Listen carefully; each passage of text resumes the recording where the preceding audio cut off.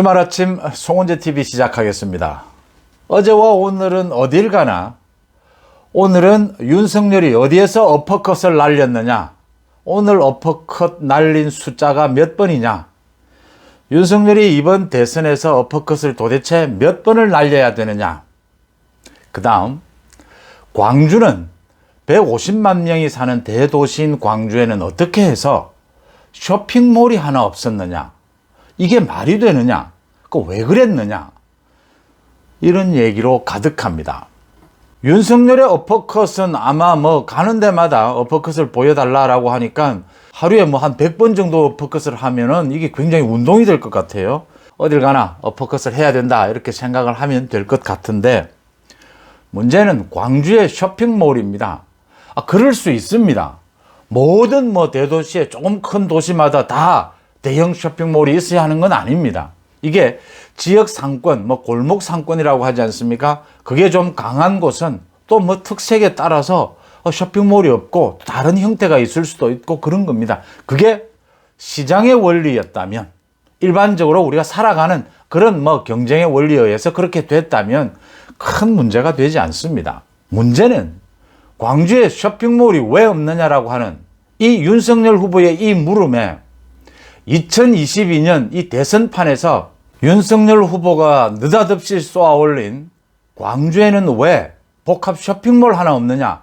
누가 쇼핑몰을 막았느냐라는 이 질문에 민주당이 이재명이 하는 대꾸입니다. 대응입니다. 광주는 시장에서 대기업들이 쇼핑몰을 짓지를 않아서 그런 부분들이 어려운 부분이 있었다. 앞으로는 쇼핑몰을 좀 유치해야 되지 않겠느냐. 광주에도 골목 상권과 쇼핑몰이 이렇게 조화를 이루면서 지역이 발전해 가야 되지 않겠느냐. 장기적으로는 서로에게 도움이 된다는 것이거든요. 이렇게 얘기가 나왔으면 누가 이렇게 이걸 문제 삼겠습니까? 그런데 광주 정신이 등장을 했습니다. 상생과 연대의 광주 정신에는 대형 쇼핑몰, 복합 쇼핑몰이 맞지 않는다라는 응답이 민주당으로부터 나왔습니다. 5년 전에 이재명 후보는 광주는 다른 곳은 몰라도 광주는 정말 골목 상권을 지키기 위해서라도 광주에는 이런 대형 쇼핑몰이 필요 없다라고 주장을 했습니다. 그래서 지금 문제가 되는 겁니다. 이재명은 지금 광주를 비롯해서 호남 지역을 유세 중입니다. 어제 한 청년이 유세 도중에 이재명에게 물었습니다. 광주에 쇼핑몰이 없는 것에 대해서 어떻게 생각하느냐? 이게 광주 정신이라고 생각하느냐 물으니까 이재명이 극우 포퓰리즘에 휩쓸리지 말아라고 했습니다. 광주에 왜 쇼핑몰 하나 없느냐, 누가 이 쇼핑몰을 막았느냐라고 하는 이 물음에 극우 포퓰리즘이라고 합니다. 이재명은. 급기야 설주환 민주당 법률지원단 소속 변호사라고 합니다. 설주환 변호사가 TV조선에 어제 출연을 해서 이 문제와 관련해서 소위 쉴드를 친다라고 하죠. 이 변호를 하면서 가난한 사람들이 명품 차면 부자가 되느냐, 가난한 사람이 복합 쇼핑몰이나 이런 명품 시계 하나 차면 그게 부자가 되는 게 아니지 않느냐. 오히려 또 불난 집에 기름을 끼얹었습니다. 이게 민주당의 생각인 겁니다. 광주 정신에는 쇼핑몰도 필요 없고 광주 사람들에게는 이 쇼핑몰이 명품 시계인 겁니다. 민주당 생각은 아닙니다. 쇼핑몰은 우리나라 어느 정도 도시에 가면 다 볼 수 있는 그냥 생필품, 생활 속에 필요한 시설일 뿐입니다. 광주 시민들을 그렇게 모욕하고 광주 시민들을 그렇게 비하하면 안 됩니다. 윤석열 후보가 어제 이 부분에 대해서 이런 이야기를 했습니다. 광주에 이렇게 복합 쇼핑몰이나 이런 시설을 해주면, 민주당이 이런 시설을 허용해주면 광주 시민들의 투쟁력이 약화될까봐 이 쇼핑몰이 들어오는 걸 막았지 않겠느냐, 민주당이 막았지 않겠느냐. 윤석열 후보가 이런 말을 했습니다. 제가 좀 더 첨가를 하면 지난 40년 동안 우리나라에 대부분의 도시에 쇼핑몰이 설치가 되고 할 때 광주에만 이렇게 쇼핑몰이 들어서지 않은 것은, 광주 시민들만 이런 차별을 당한 것은 민주당의 볼모였기 때문입니다. 민주당의 정치적 독점을 위한 볼모, 광주가 볼모로 잡혀 있었기 때문에 이런 일이 빚어졌지 않느냐. 생활 속에서 쇼핑몰 하나 갖자는 것, 30만, 50만 도시도 요즘에 왜 우리 도시에는 그럴듯한 쇼핑몰 없느냐고 묻습니다. 왜 쇼핑몰 한번 가자고 주변 대도시까지 나가야 하느냐고 묻습니다. 왜 광주 시민들은 쇼핑몰 하나 가져서는 안 됩니까? 이게 명품 시계입니까? 이게 광주 정신까지 덜 먹여져야 되는 겁니까? 이걸 지금 묻고 있는 겁니다. 대형 쇼핑몰 하나 세우자라고 하면 이게 극우 포퓰리즘이 되는 겁니까? 이재명 말이죠. 이재명 후보. 제가 며칠 전에 송은재 TV를 통해서 썸네일을 그렇게 말을 한 적이 있습니다. 이재명 후보가 쪽팔린다라고 했습니다.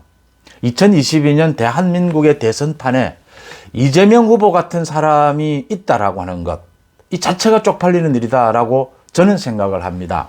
그러니까 이재명 후보가 하는 말, 이제는 많은 유권자들이, 국민들이 믿지도 않습니다.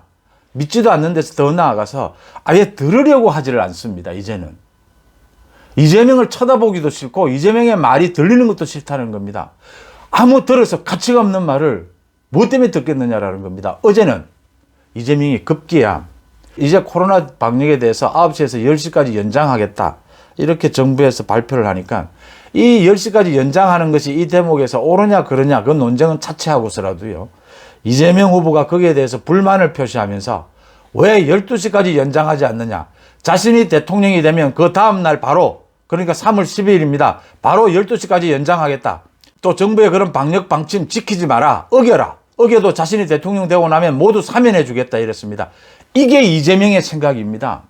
이재명이 왜 법인카드를 횡령하느냐, 업무 추진비를 그렇게 생활 속에서 자기 멋대로 횡령을 하느냐, 모든 것이 자기 마음대로 해도 된다고 생각하는 겁니다. 이재명에게는 변호사인데도 불구하고 법치라는 개념이 없는 겁니다. 지가 대통령이 되면 지 마음대로 해도 된다고 생각하는 겁니다. 그래서 예산으로 소고기를 탐내고 예산으로 초밥을 탐내고 예산으로 샌드위치를 수십 개씩 수백 개씩 사 나르는 겁니다. 모든 예산, 국가 예산이 전부 지 겁니다. 지가 대통령 되면 대한민국이 자기 거라고 생각하는 겁니다. 그런 생각이 아니고서는 그런 말이 나올 수가 없는 거죠. 그러니까 사람들이 이재명은 이제 말을 못 믿겠다라고 아니고 아예 듣기도 싫다, 보기도 싫다라고 하는 겁니다. 2022년 대한민국 대선판에서 이재명 같은 사람을 우리 국민들이 지켜봐야 된다라고 하는 이 사실, 이 책임을 누가 져야 되느냐라는 것을 저는 묻고 싶은 겁니다. 이 복합 쇼핑몰 이야기 조금 더 할게요. 그러니까 지금 많은 기사들이 쏟아지고 있습니다. 이렇게 광주에 쇼핑몰 쓰는 걸 반대한 이재명이가 지난 경기도지사 시절에 4년 동안은 경기도에는 대기업의 대형 쇼핑몰, 백화점 10곳이 넘게 유치를 했다라고 합니다. 이렇게 이중적입니다. 광주 쇼핑몰 문제가 얼마나 아픈 데를 찔렀으면 이용섭 지금 광주시장이죠. 민주당의 광주시장이 곧 광주에 대형 쇼핑몰 설립할 계획을 지금 추진하고 있으니까 정치권은 이것에 대해서 더 갈등하지 마라라고 했습니다. 5년 10년 뭐하고 있다가 윤석열 후보가 엊그제 왜 광주에는 쇼핑몰 하나 없느냐라고 묻고 나니까 쇼핑몰 이제 추진한다고 저렇게 난리를 핍니까? 이번 대선이 끝나고 나면요, 많은 얘기들이 나올 겁니다. 그런데 광주 쇼핑몰 문제, 이재명의 초밥 10인분요, 이재명의 초밥 10인분과 광주 쇼핑몰 문제, 이 두 가지는요, 영원히 우리 한국 대선 정치사에서 계속해서 회자될 것이라고 저는 봅니다. 이 두 가지가 가리키고 있는 지점 말입니다. 공직자가 초밥 10인분을 계속해서 자기 집으로 사날랐다. 2022년 대한민국 광주에서 150만의 광주에서 쇼핑몰 논란이 일었다. 이게 30년 50년 뒤에까지 계속 이야기가 될 것이다. 저는 그렇게 봅니다. 지금도 7번 민주화가 되고 난 뒤에 7번에 걸친 대선 기간에 그 많은 경험들 많이 이야기가 되고 회자되고 있지 않습니까? 2022년 이 대선판에서 광주의 쇼핑몰과 이재명 김혜경 부부의 초밥 10인분은요, 소고기도 있습니다. 소탐 대실이라고 하더만요, 소고기를 탐내다가 대통령 잃었다. 참 웃지 못할 이야기들입니다. 광주의 쇼핑몰 논란을 보고 있자면 정치가 참 얼마나 무서운 것이라는 생각을 하게 됩니다. 노무의 공자님도 그런 말씀을 했지 않습니까? 호랑이보다 무서운 게 정치다, 폭정이다라는 거죠. 폭정을 피해서 사람들이 호랑이가 나오는 그 산속을 도망와 있는 것을 보고 공자의 제자가 호랑이가 무섭지 않느냐라고 하니까 그 도망온 주민들이 그 이야기를 하지 않습니까? 폭정이 더 무섭다, 무거운 세금이 더 무섭다, 차라리 호랑이가 나온다고 해도 여기가 더 안전하다, 그 말을 듣고 공자님이 혀를 차면서 잘못된 정치가 정말 호랑이보다 더 무서운 것이다. 정치가 이렇게 무서운 것이다. 광주의 쇼핑몰 문제, 이 이념에 사로잡힌 광주를 볼모로 잡은 정치 세력, 이 부분이 지금 쇼핑몰 문제로 끝나지 않습니다. 광주의 쇼핑몰을 보고 많은 사람들이 정말 광주에 쇼핑몰이 없어서라고 묻는 것은 그걸 이제 알아서 그 말을 묻는 게 아닙니다. 광주에 쇼핑몰 하나 없었다면 광주의 다른 부분들은 도대체 어떻게 했느냐라는 걸 묻고 있는 겁니다.